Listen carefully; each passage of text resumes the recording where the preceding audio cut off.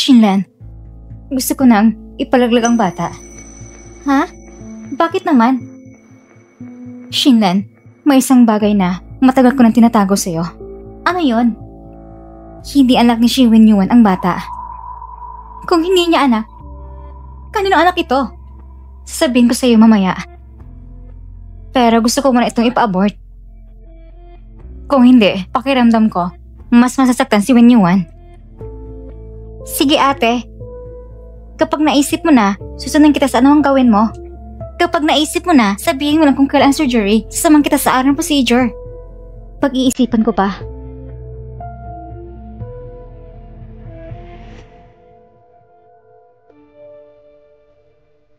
Doc, gusto ko mag-book ng pet shop para sa abortion. Misia, buntis ka ng ilang buwan ngayon. Malaki ng fetus. Hindi na pwedeng abortion. Bukod pa rito, malusog naman ang bata. Kung maayos naman, bakit mo pa aalisin ang bata? Ito'y personal kong desisyon. Kailangan ko pa ba ipalawsan ng detalyado? Parang gano'n na nga. Pero kung ipipilit mo talagang alisin ang bata, kailangan na ito ng induction abortion.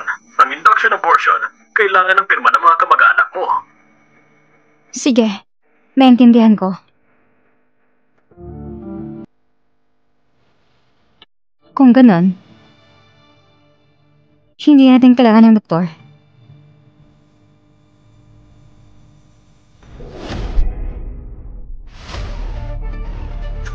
Nanfeng! Nanfeng! Mabuti na lang at walang malubhang pinsala ang bata. May konting soft tissue bruises lang. Ang buntis naman, emosyonal lang ng kaunti, kaya nahilo. Sige.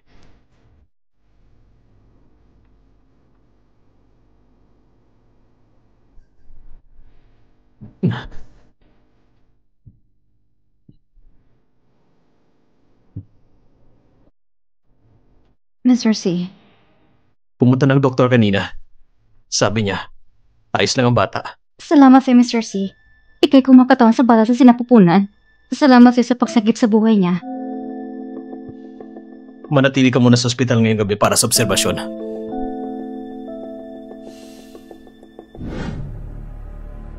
Shimoshuan! Ano utang relasyon mo kay Nanfeng? Bakit ka nandito? Ako nag-imbita kay Michelle. May isang tanong ako. Lang kung gusto mo talagang malaman ang sagot. Kaya inimbita ko si Michelle para malutas sa misteryo. Nanfeng, ano ba sikreto mo? Mr. C, hindi mo ba pinagaw sa doktor ang anesthesia para sa check-up ng bata? Hindi na kaya ng ganon. Direkta ko lang sasabihin sa'yo, pasensya na Michelle. Nasa mismong kasal mo, malalaman mo na yung no longer fiancé ay may 5 anak sa iba. Sa madaling salita, ang bata na sa sinapupunan ko ay anak ni Shimoshan. Ang bata na sa sinapupunan ko ay anak ni Shimoshan.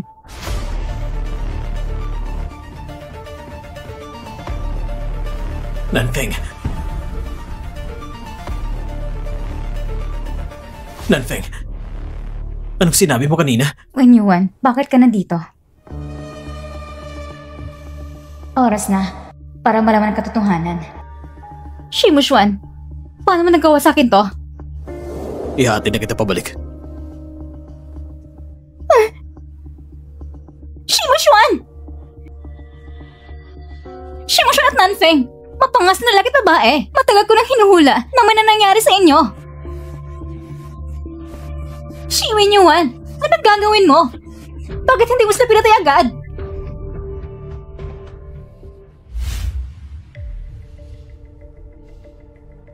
Ano bang sinabi mo kanina tungkol sa anesthesia?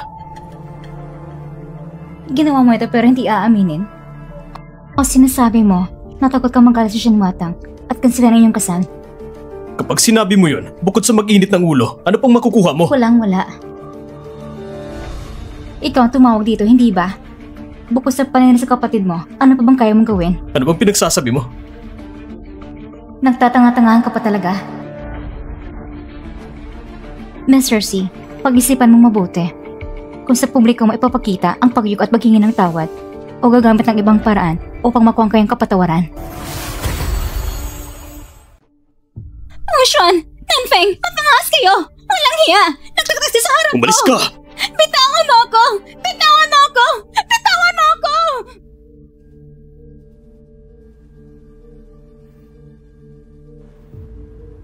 Nanfeng, Wen Yuan, pasensya na dahil narinig mo ang napakaraming hindi ka nais-nais na katotohanan. Nanfeng, hindi ko maintindihan kung bakit ang bata ay kay kuya.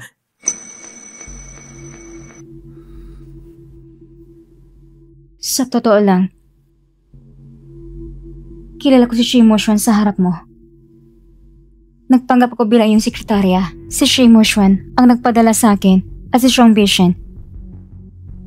Ako rin kumuha sa kanya. Ano?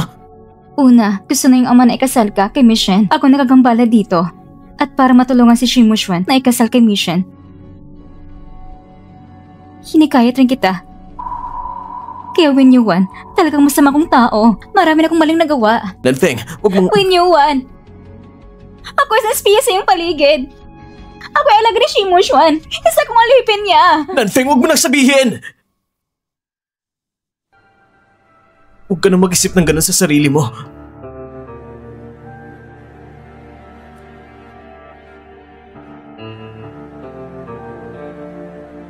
Huwag mo nang sabihin.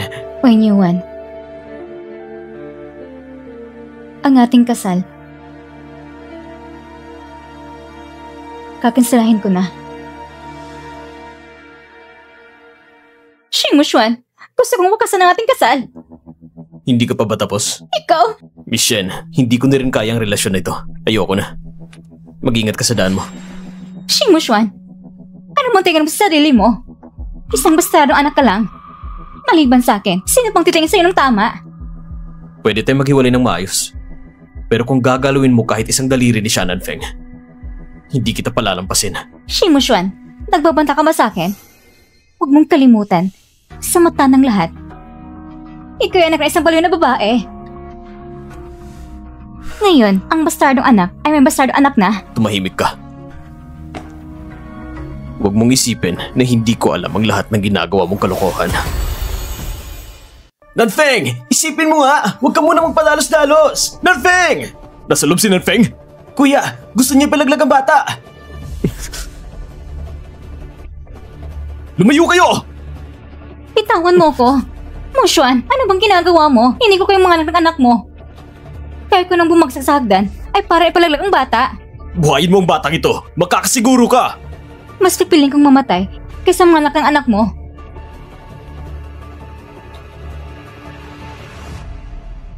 Nanfeng, nagpagawa ko ng singsing sa kasal. Kakakuha ko lang nito. Gusto ko ibigay sa'yo. Nanfeng, huwag mong patayin ng bata. Magpakasal ka sa akin. Wen Yuan, malawak talaga ang puso mo. Gusto mo lang pala mag-alaga ng bata ng iba. Wen Yuan, hindi mo kailangang makialam sa ganitong gulo. Nanfeng, talagang gusto kita. Sinasabi ko, hindi ko iniintindi kung sino ang ama ng bata. Aaminin ko, nagulat ako kanina. Hindi ako agad nakareact, pero kahit ano pa man, gusto talaga kita. At handa ako maging ama ng bata. Pero Wen Yuan, paano mo naman magugustuhan ng isang babae na simula pa lang ay may balak nasaktan ka? Nanfeng, huwag kang mag-alala. Ituturing ko ang bata na parang akin talaga. Ayos ka lang ba? Kahapon ng gabi hinanap kita. Cellphone mo lang nahanap ko.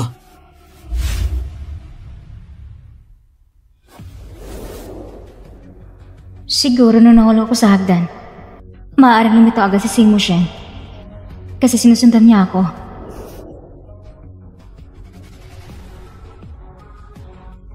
Ngunit dumating agad si Wen Yuan sa ospital. Siya bang sikretong nagmamasid sa akin? Wen Yuan, kung hindi ka iiwas sa akin, sang-ayon ako sa'yo.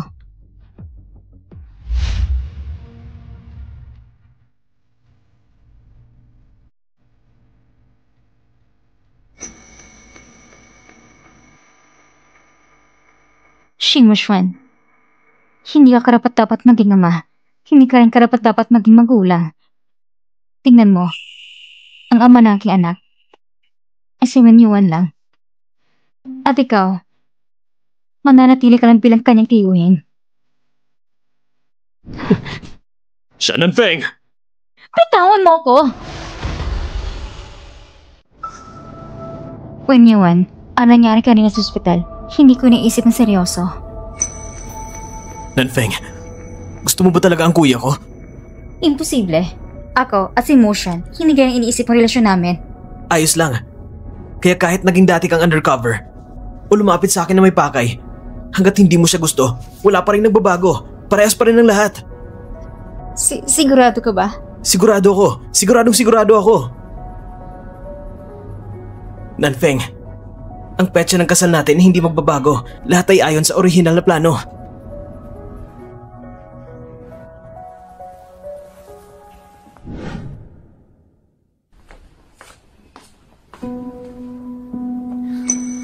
Hindi ko papayagang magpapakasal ka kay Wen Yuan. Naiintindihan mo ba? Bitawan mo ko. Umalis ka kaagad ngayon sa pamilyang Si. Umalis ka kaagad. Hindi ko papayagang magpakasal ka sa kanya. Pagkatapos ko magpakasal kay Wen Yuan, ang anak ko tatawagan siyang papa. Shimushuan, gagawin ko pa rin ito. Dati, gusto kong ipalaglag ang anak ko. Ngayon, nagbago ng isip ko. Dadalhin ko ang anak mo at magpapakasal sa kapatid mo. Parang anak na ito ay tawagin tito ang sariling ama. Dahil hindi ka karapat dapat maging ama. Nanfeng, ano ba talagang nagawa ko ng pagkapot mo sa akin ng ganito? Shimushuan, mas mabuti pang ligawan mo na ako. Magkikita pa ng iba ang panganay at ang hipag ng kapatid ng natatalik. Kaka-terminate mo lang ng kasal kay Shinwatang. Ayaw mo rin na ang matanda ay ibalik ka sa dati mong anyo. Nanfeng, gamitin mo naman ang utak mo. Ginagamit ka lang ni Wen Yuan. Huwag mong isipin na lahat ng tao ay katulad mo. Si Wen Yuan ang pinakatotoo, pinakamabuti, pinakamabait na tao na nakita ko sa mundo. Sige. Dahil sa kanyang pagkatao, napaka-perpekto niya. Sa sobrang perpekto, hindi na siya nagsiselos. Isipin mo nga, ang isang lalaki, alam na ang anak niya ay anak ng kanyang kuya. Ano bang mararamdaman niya? Hindi ba magagalit o magsiselos siya? Sinabi niya sa iyo na hindi niya iniintindi. Sa tingin mo ba posible yun? Sabi mo sa mundong ito, saan kang kakahanap ng ganang kabuting tao? Kung ating pakulo ay malaman ng lahat. Itong pinakakinakatakutan ko. Mushuen, ano bang nangyari sa kasal mo kay Watang? Kinansila ko na. Nagalit si Watang at nagkulong sa kwarto. Ano bang ginawa mo sa kanya at nagkasala ka? Ang pinakamasalimuot na gagawin ko sa kanya ay pagkasalan siya. Ano? Ang isang lalaki, ang pinakamagandang hindi niya dapat gawin ay pakasalan ng isang babaeng hindi man lang niya mahal. Nagpapanggap ka pa talagang mabuti, ha? Yufeng, may puso ka ba para manginsulto dito? Ang proyekto mo, nagsimula pa lang at nagka-problema na. Mabuti na lang at nandyan ang pangalawang kapatid mo para ayusin ito. Pa, mabilis ko maayos ito. Lahat ay nasa kontrol ko na. Nasa kontrol mo? Mayabang ka pa magsalita.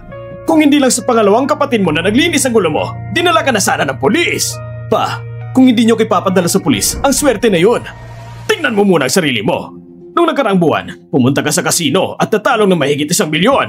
Wala ka ng cash sa kamay mo, ha? Kaya naisip mo na gamitin mo ang pondo ng Wangang Project kung hindi babagsak ang proyekto at namatay ang 2 manggagawa. At kung hindi dahil sa pangalawang kapatid mo, bababa ang shares ng Honga International. Pa, 2 manggagawa lang naman ang namatay. 2 lang naman? Sinabi mong 2 lang? Umakyat ka nga! Ayokong makita ka! Mushuan, ang Wangang Project, ikaw na ang umawak. Opo pa. Wen Yuan, hindi mo na matutuloy ang kasal ng pangalawang kuya mo. Pa, ang kasal ko kay Nanfeng, matutuloy pa rin gaya ng pinaplano namin. Ikaw nang bahala niyan. Gawin mo na ang gusto mo. Wala ka namang magawa sa kumpanya, kaya wala kang silbi.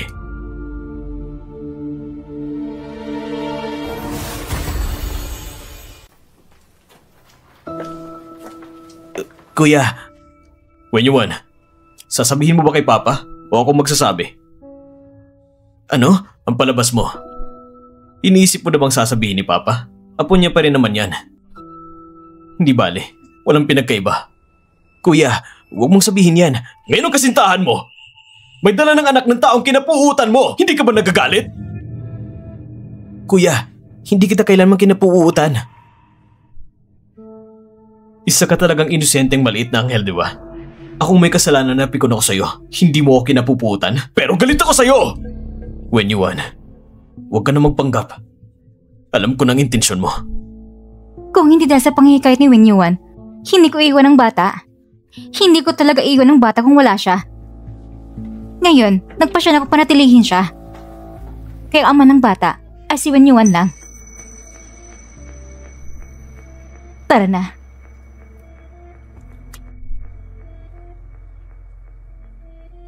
Chuan, si Shannon Feng kamakailan ay palaging nakikipag-ugnayan sa isang private detective na si Xiao Wang Mao. Palagi siyang sumusunod sa atin. Ano kayong nalaman niya? Malapit na sigurong malaman na may kinalaman tayo sa aksidente sa kotse pero hindi niya alam ang buong katotohanan. Kahit tayo, hindi pa rin natin natutunan kung sino talaga ang utak sa likod nito. Chuan, gusto mo bang ipaliwanag sa kanya? Hindi pa rin natin natutuklasan kung sino ang nasa likod nito. Paniniwalaan niya bang sasabihin ko? At malinaw na may tao sa likod na ipinapasa ang sisi sa atin. Tama ka, Chuan. Noong nakarang panahon, yung lalaki may peklat sa mata na hinahanap mo, may balita na aksidente ang kanyang ina kamakailan, babalik siya. Hindi tayo ang sanhi ng aksidente. Siyempre hindi, pero masama lang talaga ang tingin nila sa atin.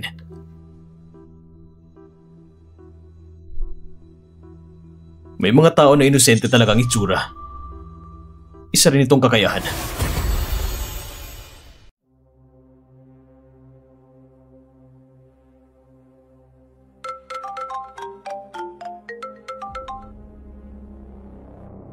Hello? Misha, nagpadala ko ng larawan sa'yo.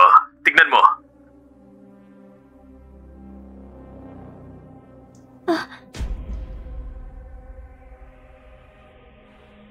Ang sasakyan na ito. Dapat kilala mo ito. Nung aksidente ng pamilya mo, ang sasakyan na ito ay nandun at tumigil sandali sa paligid. Nakikilala ko. Ito'y pag-aari ni Motion. Misha, maaari lang kitang bigyan ng isang lead. Nung panahong yon, ang responsable sa bidding ng Shihai-wan ay si Simo Xuan. Kung may kinalaman siya sa aksidente sa kotse, ang tanging motibo ay dahil alam niyang may alitan siya kay Qian Heng. At minsan ay nag-report ka sa pulis ng 2 beses. Kaya para ipasa ang sisi sa Qian Heng Group, naging biktima ang pamilya mo.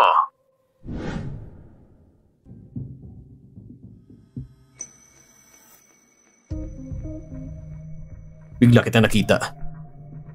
Akala ko nag-iilusyon lang ako. Habang walang kotse mo sa harap, pinag-isipan kong pumasok para hanapin ang ebidensya tungkol sa pagkamatay ng pamilya ko. Bigla ka naging tapat. Hindi pa ako sanay. Shimo Xuan, kung may kinalaman ka sa kamatay ng mga magulang ko, tsak na papatayin kita. Sa hukuman, kung papatayin ng akusado sa hatol, kahit walang abogado, bibigyan pa rin siya ng pagkakataong ipagtanggol ang sarili. Gusto mo bang malaman ang kabuuang pangyayari? Mayroon ka bang ini-install na spyware sa cellphone ko? Cellphone? Oo, Nasaan ang cellphone mo? nasa kotse. Diretsong lumapit ka sa akin. Siguro, hindi lang ako pinaghihinalaan mo. Magtatanong ako ng ilang bagay. Nang pinapunta mo akong maging undercover, alam mo namang pagkakakilanlan ko. Oo.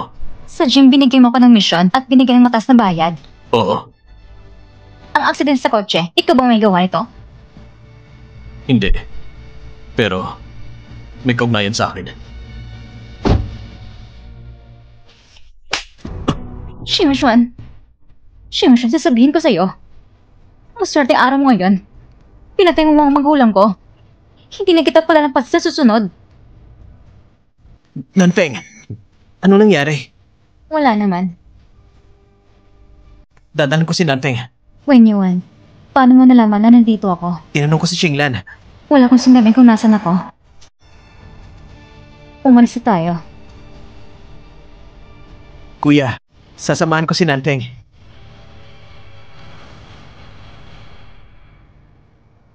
Nanfeng, ayos ka lang ba? Bakit parang hindi magandang mukha mo? Ayos lang ako. Narinig ko kanina na sinabi mo kay kuya ko na hindi mo siya palalampasin. Bakit mo siya hinaharap? Wala, nagkamali ka lang dinig.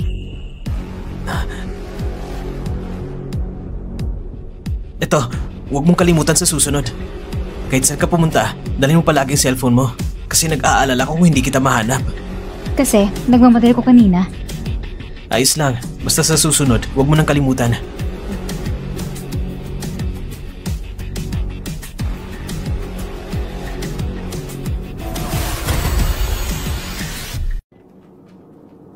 Ate, may sasabihin ako sa'yo. Ano nangyayari? Mukhang nagmamadali ka. Ate, may sasabihin din ako sa'yo. Pero kailangan mo manatiling kalmado. Ano nangyari? Nakita ko na kung sino totoong may kasalanan sa aksidente noon. Sino? Si Shimo Chuan. Tingnan ko ang CCTV nung nangyaring aksidente. Nasa paligid lang ang sasakyan niya. Ate, hindi ba sinabi ko sa'yo na...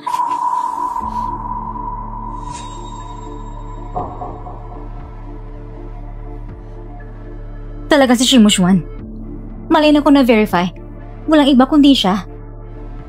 Ate, pero kami at ang mga magulang natin, hindi pa nakikita si Shimo Chuan at wala rin kaming ginawa laban sa kanya. Kayo ay naging biktima.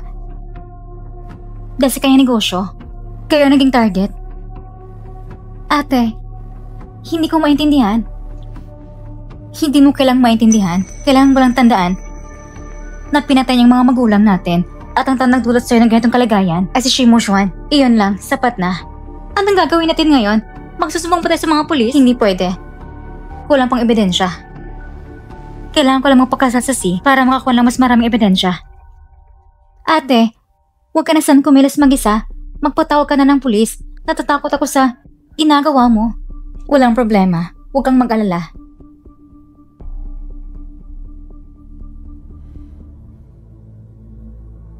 Kung mayroon kang sasabihin sa akin sa hinaharap, sumulat lang ako ng kunting tala. Maaaring may kamera din sa bahay na ito.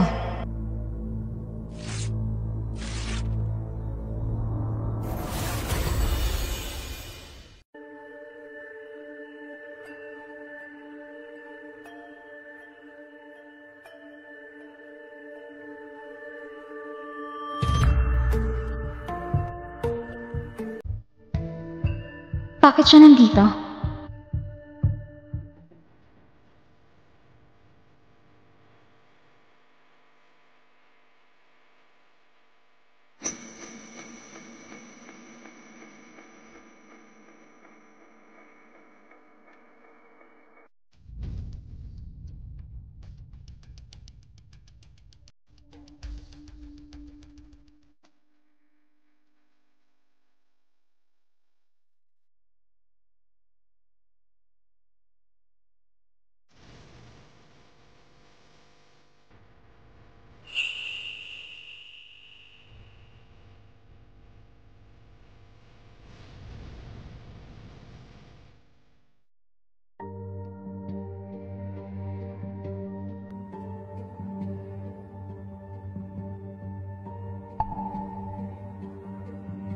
Hello? Sa wakas, sinagot mong telepono. Anong ginagawa mo? Akala ko patay ka na. Attorney Sia, hindi ba pwede akong hintayin ng kaunti? May nangyari lang sa bahay ng nakaraang araw. Wala ako sa Yesheng. Ano, bakit mo ko tinatawagan? Tungkol sa aksidente sa sasakyan. Miss Sia, hindi ba sinabi ko na sa iyo nung nakaraan? Kung susuriin mo pa ng gusto, hindi na ito na sa aking kakayahan. Ito na ang C-Family. Sino ba sa kanilang pwede kong kausapin? Aabalahin ko ba sila? Hindi ko ba nasabi sa'yo dati? Nung araw ng aksidente ng aking mga magulang, nakita ko isang lalaki na may peklat sa mata. Oo, bakit mo nga pala nasabi yan ngayon? Kanina, habang naglalakad ako sa mall, para bang nakita ko siya. Aling mall? Sa Zengda International. Sigurado ka ba na siya yun? Kahit maging amo siya, makikilala ko siya. Pagkatapos ng lahat, siyang pumatay sa aking mga magulang. Paano hindi ko siya makikilala? Dapat naman kong mag-report sa mga pulis? Wag! Huwag ka muna mag-report. Bakit hindi? Ito kasi, ayaw ko lang gisingin ng kalaban. Bukod pa rito, wala ka rin tiyak na ebidensya, di ba? Sige, may kaunting gagawin pa ako. Sa susunod na lang tayo mag-usap, okay?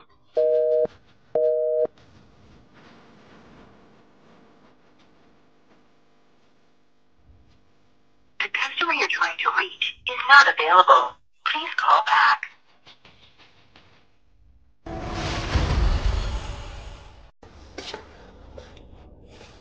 Wen Yuan.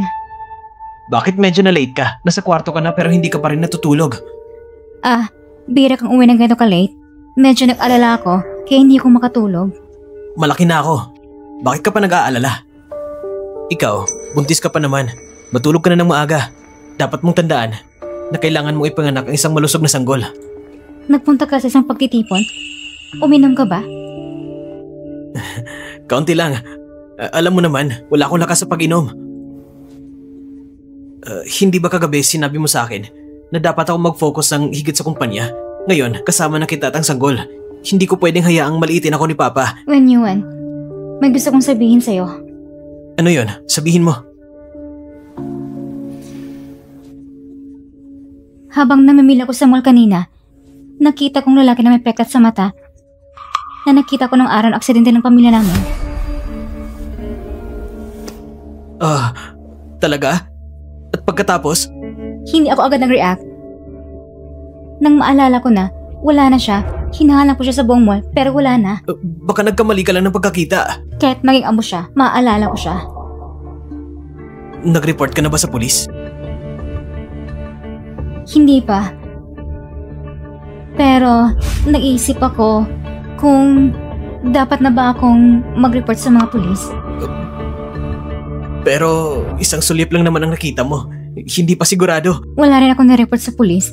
Basta't nandito siya sa Yes City, sigurado kung mahanap ko siya. Wenyuan. Anong iniisip mo? Wala naman. Iniisip ko lang kung may magagawa ba akong para makatulong sa'yo. Hindi na kailangan. Ang mahalaga, nandito ka sa tabi ko. Pinakamaganda pa rin itong pinakaakma sa'yo. Maganda nga ito. Bakit hindi mo subukan? 2 linggo pa ang hihintayin. Baka hindi na akma sa waist mo. Hindi na kailangan. Kausap ko ng tindang kanina. Sabi ko na sa kanila na baguhin ayon sa pinakabagong sukat ko. Mabuti.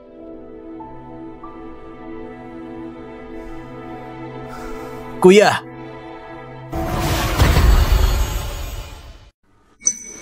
Kuya, sa araw ng kasal namin ni Nanfeng, gusto ko ikaw ang best man. Nambabastos ka ba? O tinutokso mo lang ako? Sa kasal natin, hahanap lang tayo ng iba. Hindi ba ayos yun? Pareho naman tayong pamilya. Ang gaya ni Wenyang sa pag-arte. Muntik niya ako maloko. Wenyuan, sana lahat ng sinasabi mo ay galing sa puso mo. Sayang lang. Tulad ng pagkabata mo, lahat ng sinasabi mo ay may halong pagkukunwari.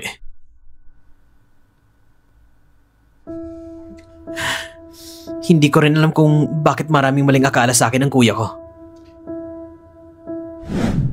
Hindi pinigil ni Ling Chiyo ang bata.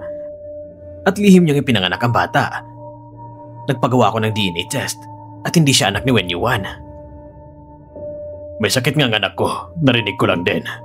Kaya nung araw na nagalit si Ling Chiyo sa bahay, may ibang tao din sa likod niya. Tama, nagkamali tayo ng akala sa kanya. Ay, nagkamali nga tayo at hindi lang yon. Sinasabi mo, nung araw na yon. Nung araw na nagkaroon ng aksidente, wala naman sa silid ng kanyang ina ang pangalawang anak ko, kundi natutulog siya sa silid ni Manager Zhang. Hindi ba ikinulong niya si Wen Yuan sa banyo? Nung araw na yon, napansin ko na sa pisngi ng pangalawang anak ko may marka mula sa bamboo mat at nakapagtataka bakit ang tagal bago mawala. Ngayon ko lang naisip, nawala rin siya sa silid noon. Nagkamali ako sa kanya, matagal na rin. Sa 3 anak ninyo, ang pangalawa ang pinakamay kaya, pinakamatibay at pinakamasipag. Kaya nga, tinawag kita ngayon. Kailangan mo muling pagplanuhan na magiging tagapagmana ng kumpanya. Si Yunfeng, matalino pero walang kakayahan. Hindi kayang pamunuan ng kumpanya. Si Wen Yuan naman, sa pagmamahal ng kumpanya, sobrang layo niya sa pangalawa. Anong ibig mong sabihin? Ang pangalawa, maingat, may pananagutan, napakatalino, malawak ang pananaw, at likas na pinuno. Makakatiyak ako kung ipapasa ko sa kanya ang kumpanya. Opo, Mr. C. Kapag nakapag-desisyon na kayo sa anong araw pupunta sa aming law firm, ihahanda ko ang testamento para sa inyo at rerepasuhin nyo kapag nandyan na. Pagkatapos na lang nagkasal ang anak ko. Sige, aalis muna ako. Kuya, ano nangyari? Wen Yuan, kanina, habang nasa study room ako, narinig ko ang sinabi ni Papa kay Atty. Gao. Kuya, bakit ka pa nakikinig sa kanilang usapan? Kapatid, kapag sinabi ko sa'yo narinig ko, hindi ka na magiging kalmado. Ano bang malaking bagay na yan ang papagulo sa kuya ko? Gusto ni Papa na gumawa ng testamento at ipasa kay Mushwan ang posisyon. Talaga ba? Dapat mo rin alam ang patakaran ng kumpanya. Kung sino ang chairman ng grupo, ang hawak niyang shares ay mas mataas kaysa sa lahat ng shareholders. Ibig sabihin, ipapasa ni Papa ang karamihan ng shares sa kanya, sa anak niya sa labas. Kuya, huwag kang mainis ng ganyan. Mawawala ang kumpanya sa anak na yon. Naiintindihan mo ba? Wenyuan, dapat gumawa tayo ng paraan. Dahil desisyon na yun ni Papa, bakit pa natin siya pipigilan? Hindi ba? Hahayaan na lang natin ang anak na yun na maupo sa posisyon? Nasa ibang lugar si Mushwan. May sapat pa na oras. Anong ibig mong sabihin? Kuya, huwag ka muna magalit. Babalik lang ako sa kwarto.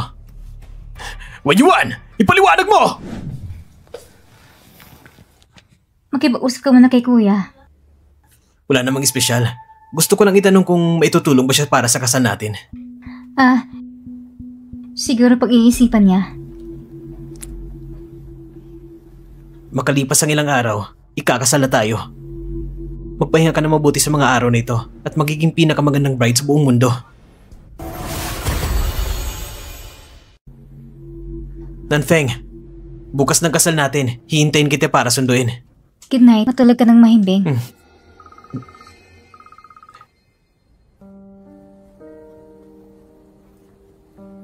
Good night din.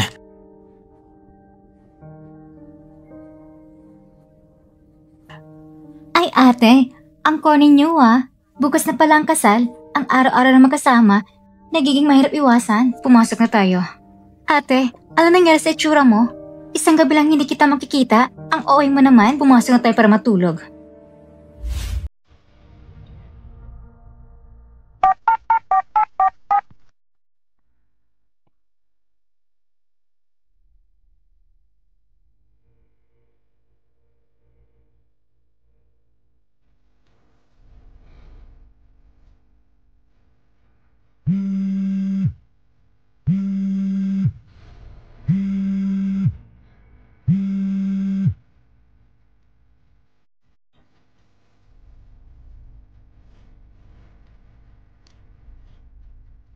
Hello?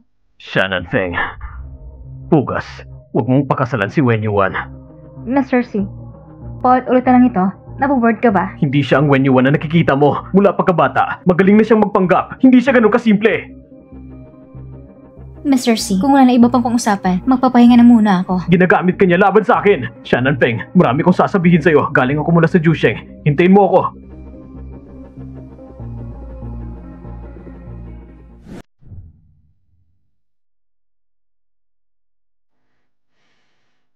Ate, bakit hindi ka pa natutulog sa ganong oras ng gabi? Wala naman, matulog ka na muna. Sige.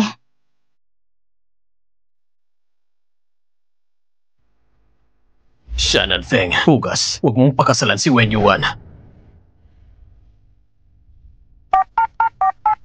The customer you're trying to reach is not available. Please call back.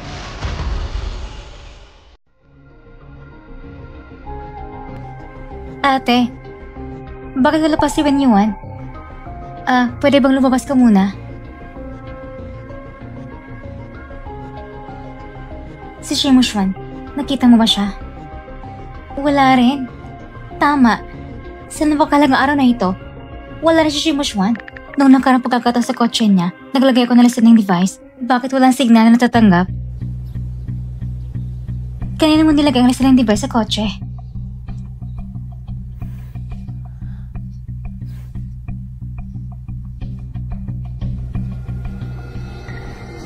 Nawala ng software sa telepono mo.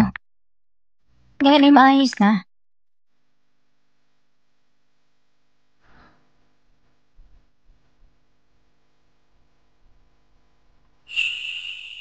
Shinlan, ang narinig ko ba ngayon ay replay? Oo.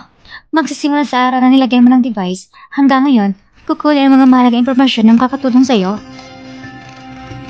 Young madam, magsisimula ng rehearsal sa kasal. Tara na! Ang magandang bride ay dahan-dahang papalapit sa atin. Parang diwata na bumaba mula sa langit. San hindi makapagsalita si Wen Yuan tungkol sa isang bagay, pinilit kong pumunta sa kotse mo. Hindi mo alam na may mga taong nakikinig mula sa kabila. Mag-ingat ka, nasa bahay lang naman ako. Mukhang hindi na ako makapaghintay. Bride, tumayo ko dito at harapin ang iyong groom. Dapat, tanggalin na yung bastos na yun. Third young master, maaari niyo bang ikwento sa amin ang romantikong love story ninyo ng bride? Nang una ko nakita si Nanfeng, nahulog ng loob ko sa kanya. Anong plano mo para hanapin siya sa pagkakataong ito? Dapat mawala ng bastos na yan. Matagal na kami nagsasama. Sa akin at kay Nanfeng, unti-unti kaming umiibig dahil sa tagal naming pagsasama. Nagkakantig talaga! Ang bagong kasal, sobrang saya na halos hindi na makapagsalita! Paano siya alisin? Maraming paraan. Depende kung alin ang simple at malinaw. Sige, sabihin mo lang sa akin. Sa tingin ko, magiging masaya tayo. Kahit na itong gamitin mo. Gayunpaman, itong pinakamahirap mo na bantayan. Ito rin ang pinakapakipakinabangan. Ngayon, pwede nang halikan ng groom ang kanyang asawa! Sa araw ng kasal, ipapadala siya sa Gusing para sa isang business trip. May pagtatayo ng isang bagong kalsada patungo sa lungsod. Ang malalaking dump truck ay nasa lahat ng dako. Ang sasakyan ni Mushan sa araw na yon, ito'y babangga sa malaking dump truck. Nanfeng, mahal kita.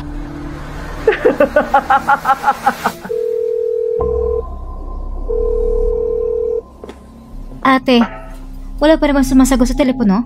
Maaaring may nangyari sa kanya. Xinglan, tulungan kong makaalis dito.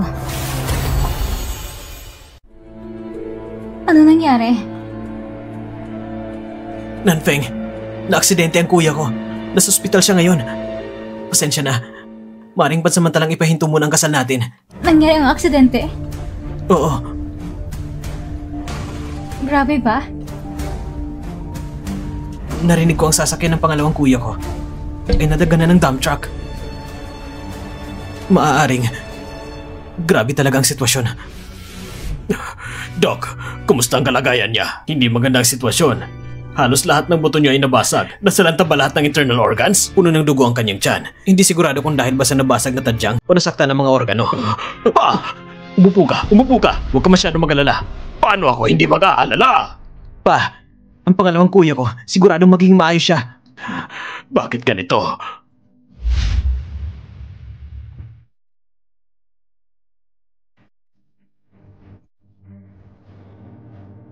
Panginoon, ingatan mo ang pangalawang kuya ko. Sana walang mangyari sa kanya. Iligtas mo siya. Wen Yuan, mabuti ang intensyon mo.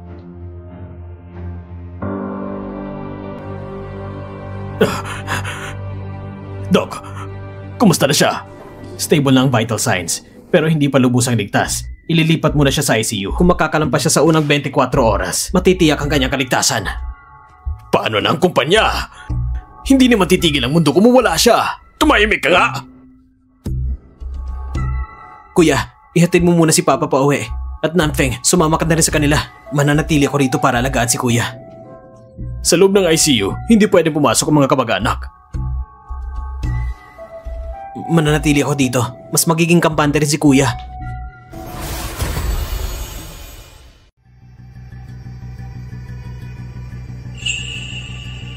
Kuya, kayo na muna. Mag-CR lang ako.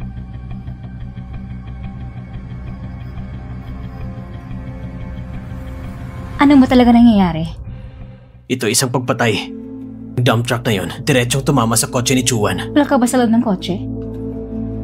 Bago mangyaring aksidente, tapos na si Chuan sa lahat ng gawain at nagmamadali pa uwi sa Yi City. Hindi siya natulog buong gabi at nakaupo sa likod ng kotse. Kasama ko yung sasakyan na nasa likod. Nakita ko mismo, yung dump truck na yon ay diretso sa kotse ni Chuan.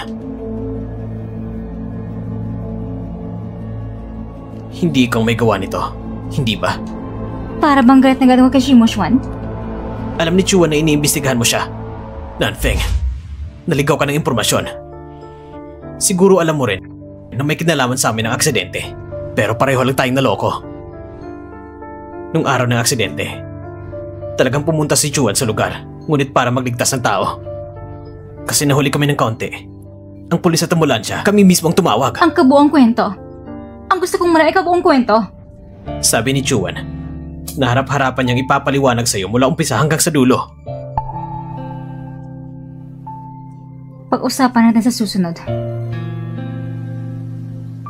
Nanfeng, naipadala na si Kuya sa ICU. Nasa labas lang ako naghihintay sa kanya. Pasensya na.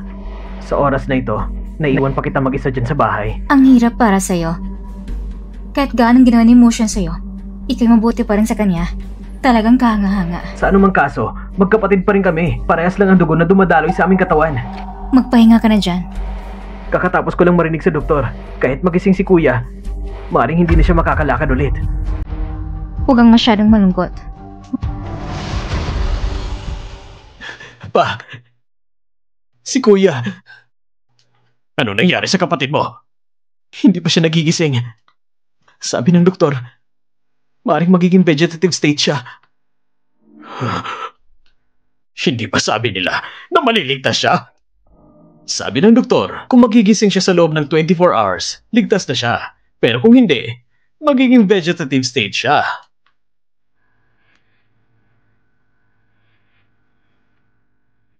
Tawagan mo si Uncle Kong mo. Isa siyang neurosurgeon. Siguradong may paraan siya. Oo, pa, tatawagan ko siya. Huwag kang mag-alala. Magpapalit muna ako ng damit sa kwarto ko. Bakit nandito ka? Narinig ko lang kayo kaya lumapit ako.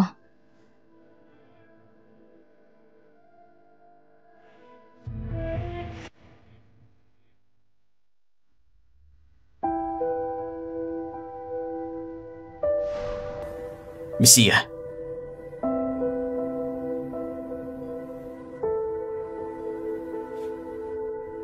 Shimushuan. Hindi ka makakoma, hindi ba? Shimushuan. Huwag kang magpapanggap ng patay. Gisingin mo sarili mo.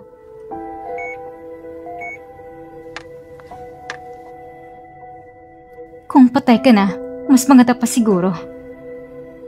Sana hindi ka na huminga.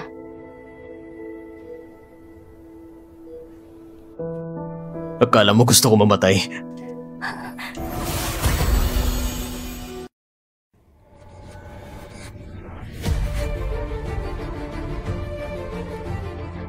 Bakit?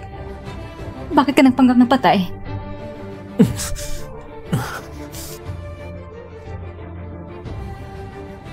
Peke bang aksidente? Peke rin bang mga sugat sa katawan mo? Ano bang totoo? Totoo ba na sadyang patayin ka? Akala mo gusto ko mamatay? Kung hindi dahil sa sinabi mo sa akin. Ngayon, dapat gaya ako ng sinabi ni Wen Yuan na naging isang kalat na bakal na ako. Hindi mo kailangang pasalamatan ako. May mga tanong pa ako na kailangan kong itanong ng harapan. Pasensya na. Mr. C, saan ako naging mali sa'yo? Wala akong pinatay. Pero merong namatay dahil sa akin. Nung akong namamahala sa bidding project ng Xinhai Bay, ang kakompetensya namin ay Changheng Group. Para patunayan sa ama ko ang kakayahan ko, napilitan akong gumamit ng hindi kinais-nais na paraan. At noon, tumulong ka sa kalaban ng Changheng sa kaso nila. May alitan na kayo noon. At umabot pa ito sa pulisya. Kaya't nagplano ako ng isang kidnapping incident. Plano kong kidnapin ka para masira ang reputasyon nila. At kapag umatras sila sa bid, palalayain na kita. Pero sa araw na yon, wala ka pala sa Yisheng. Kaya kinansila ko ang plano. Pero sabay nun, nakatanggap ako ng balita na mapapahamak ang pamilya mo. Nagmamadali kong pumunta doon. Pero pagdating ko sa lugar, ang mga magulang mo at kapatid mo, na-disgrasya na. Sino ba talaga ang nasa likod ng aksidenteng yon?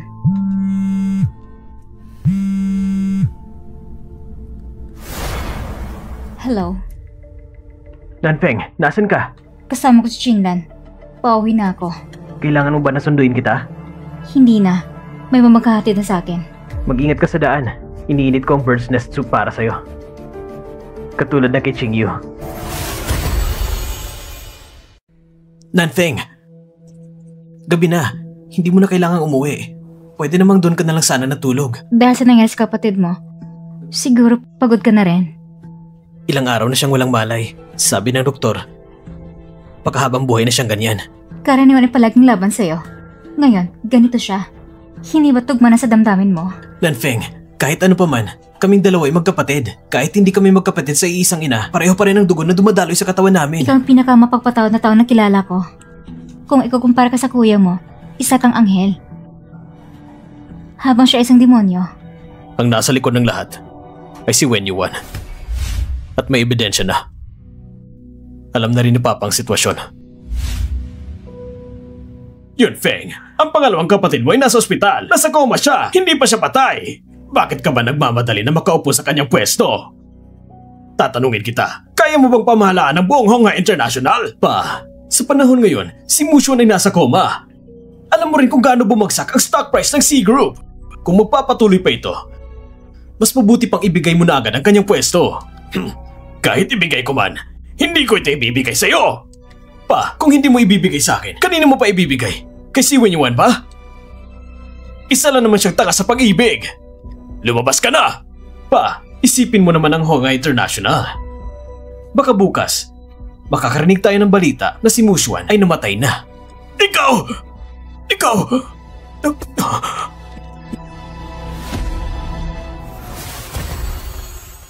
Kuya, paano mo magagawang ganun kausapin si Papa?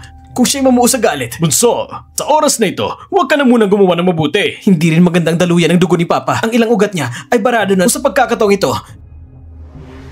Doc, kumusta na si Papa? Wala na siya sa panganib sa buhay ngayon. Pero maaaring magkaroon ng mga after effects kapag nagising.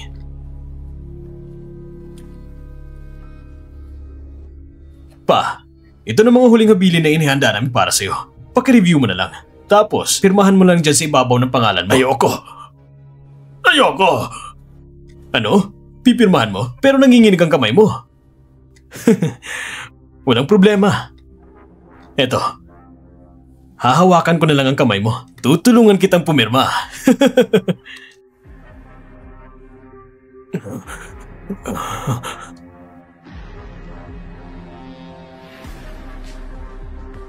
Kuya, parang sumusobra ka na yata.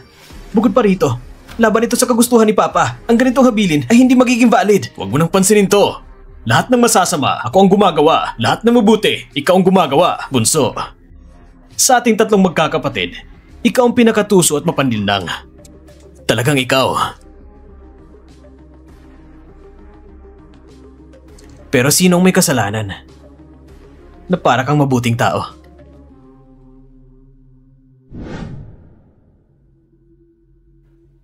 Kuya, matagal ka na rin nasa coma.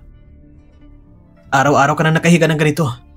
Hindi ko alam kung nagkaroon ka ng pressure sa source. Ha?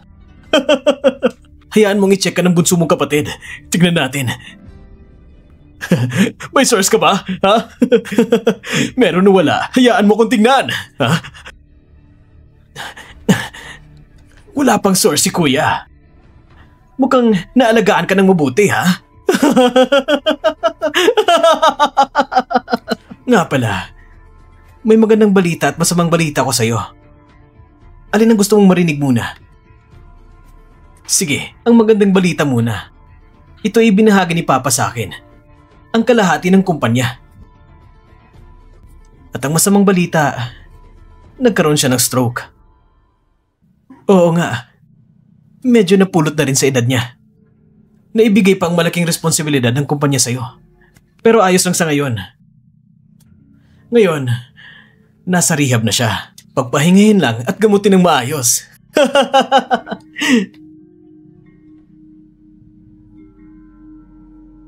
Si Mushen. Gumising ka na. Dadalhan kita ng balita. Bukas, ako magiging chairman ng Honghai Group sa seremonya ng pagpapatupad. Inaasahan ko na pupunta ka ng eksaktong oras.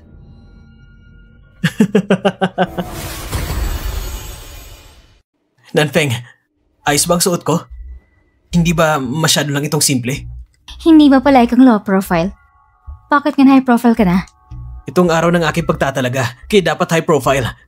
Congrats sa'yo, Chairman C. Bakit sa tono mo, parang naririnig ko ang pagkadismaya? Hindi ba ito dahil kay si Mushen? Anong sinasabi mo? Yung nasa tiyan mo, anak niya ba talaga? Sinasaktan mo kong Wenyuan. Huwag mo kong tawagin Wenyuan. Tawagin mo kong asawa ko. Tawagin mo! Tawagin mo! Wenyuan! Huwag ka na magpanggap. Nanfeng, Huwag mong isipin na hindi ko alam na pumunta ka ng palihim kay Si Muxuan. Pero ano kung nakikita mo siya?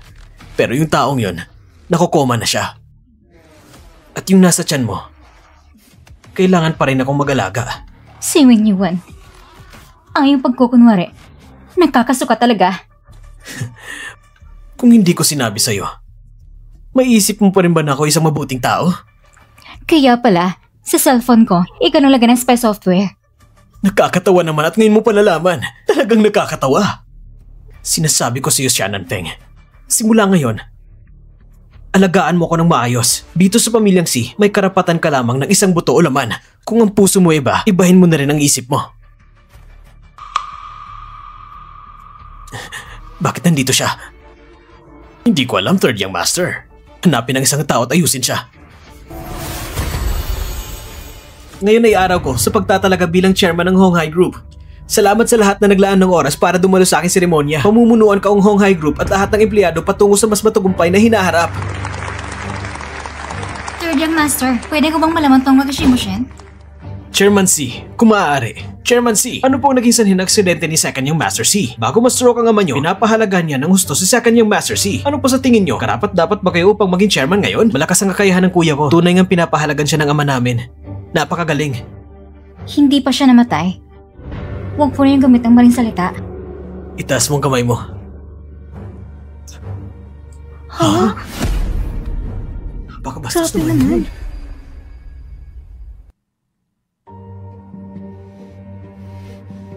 Pasensya na. Sa mga nakarang araw, pabalik-balik sa kumpanya at ospital, medyo nilimig ako. Ang asawa ko ay napakamaasikaso. Pasensya na sa inyo lahat. Kakatapos ko lang magpakita ng pagmamahal. Saan na tayo napunta? Oo. Tungkol sa kuya ko. Tunay ngang pinapahalagan siya ng ama namin.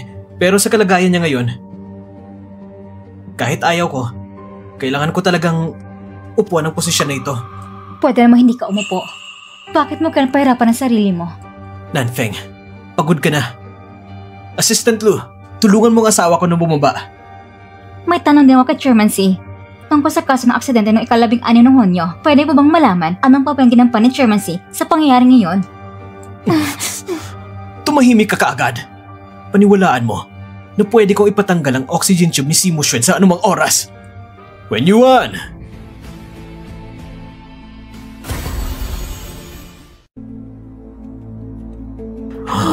Hindi ba si kanya Master Si yun? Hindi ba nakoma siya? Wen Yuan, kahapon, inibitahan mo kami sa inyong seremonya sa pagtatalaga. Ngayon, nandito na kami. Kuya, mabuti at ayos ka lang. Kung hindi ka naman talaga nabangga, bakit mo kailangan magpanggap para ikabahala ng lahat? Siyempre para sa'yo. Ganito ka kaplanado, kaya kailangan kitang suportahan. Hindi ko maintindihan ang ibig mong sabihin. Hindi mo maintindihan? Ayos lang. Third Young Master, saan hindi pwede mag-usap? Bakit sa kotse mo mag-uusap? Hindi mo alam, may nakikinig sa kabilang dingding. Sobra ka ring maingat, hindi nakapagtataka. Parang walang pakialam ka lang. Ang batang yon, kailangan na siyang mawala. Paano natin siya papalayasin? Sa aksidente sa kotse, bagaman ginamit mo ito, ito ang pinaka hindi inaasahan at pinakamatagumpay na gamitin. Shannon Feng, nakikinig ka sa akin? Hindi ba ito pag-amay mo na sa sarili mo? Hayop ka! Talagang nagkamali ako sa'yo. Pa, hindi ganyan. Itong si Nanfeng, nakikipagrelasyon siya sa pangalawang kuya ko. At ang batang nasa siripupunan niya, sa pangalawang kuya ko yan. Ako'y nagpapanggap lang ako may stroke. Ang sinabi mo, at malinaw ko nakita ang lahat. Third Young Master, kung totoong recording, igaysan mo sa pagpatay. Mga tao, palayasin niyo mga ito. Palayasin niyo! Wen Yuan, may tanong ako sa'yo. Nung nakaraan, nakita mo ba mismo nang tiyahin mo ang pumatay sa iyong sariling ina? At kinulong ka ni Muxuan sa banyo?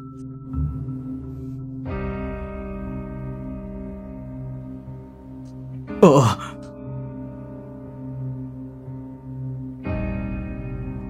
Nung nangyari yon, wala ako sa Yi City. Pagbalik ko, nakremate na si Muxin. Si Muran ay wala na sa bakas.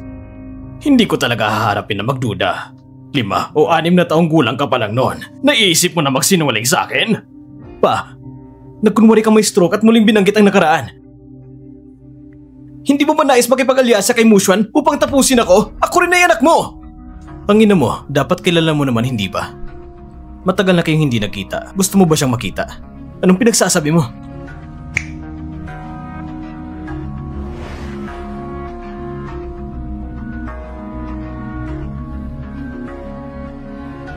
Anak! Anak! Ikaw babae ka! Huwag kang manaboy! Hindi mo ba kinikilala ang tunay mong ina? Ton, ang mama mo ay nagnakaw ng damit ng mama ko at nagtago sa silid ng mama ko at hinihintay ang pagbalik ng mama ko. Natuklasan ito ng aking ina at sa huli, gamit ang kutsilyo, pinagsaksak niya ang dibdib ng aking ina! Ito'y gawa-gawang kwento lang! Pwede natin gawin ang DNA test!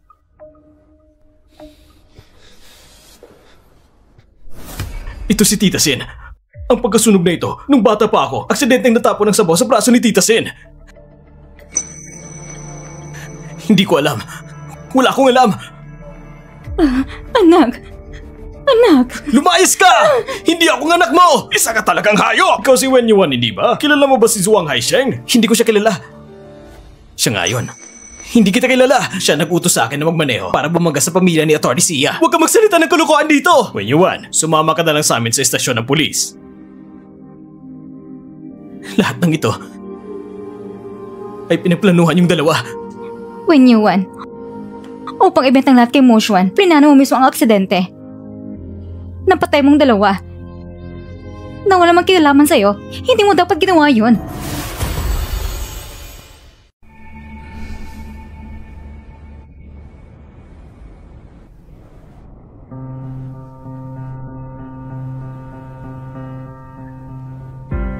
Pasensya na. Nasa ganitong paraan ko kayo nakilala. Ako si Mo Xuan. At dahil sa akin namatay kayo. Ma, natagpuan ko na pumatay sa inyo. Siya ay si Wen Yuan. Wala kayong personalitan sa kanya. Wala kayong galit sa kanya. Ito ay dahil sa tunggalian sa pagitan ng mga mayayamang magkakapatid. Kayo naging biktima. Ngunit may isa pang tao na mukhang walang sala. Ngunit ang lahat ay nagsimula dahil sa kanya. Alam ko na, ang mga pagkakamaling nagawa ko ay hindi na maibabalik. Tinutukoy kong sarili ko. Kung hindi dahil sa sobrang mataba at prangka ko noon. Sila, paano pa kaya sila?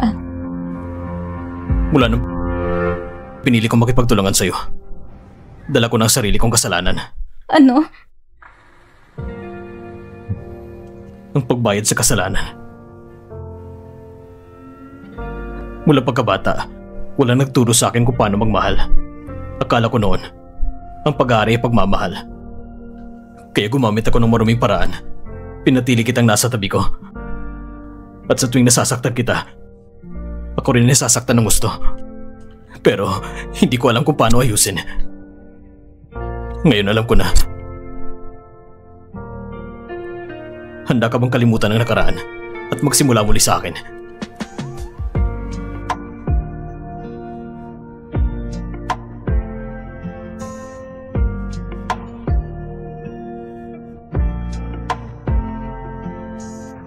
Kumusta?